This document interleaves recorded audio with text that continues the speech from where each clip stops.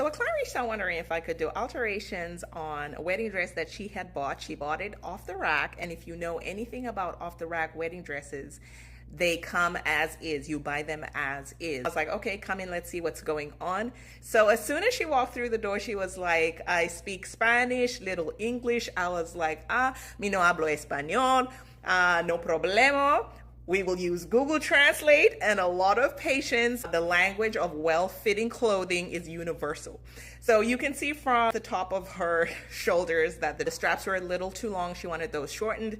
The hemline as well, she wanted that shortened because she was a little on the short side.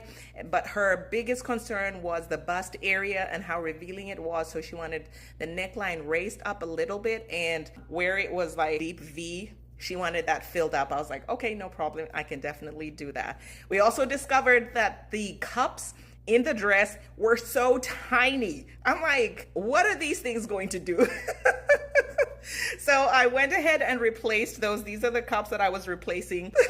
So I went ahead and removed those out and replaced them with the bigger cups that I had got. Also went ahead and shortened the hemline to where we had discussed where she wanted the hemline to be, as well as replacing the mesh. I actually had to remove the older mesh, replace it with new illusion mesh, and then I had to find some lace trim or lace fabric to kind of like hide that, but I only found some beaded trim, and that's what I'm putting there, kind of testing it out to see how I would place it.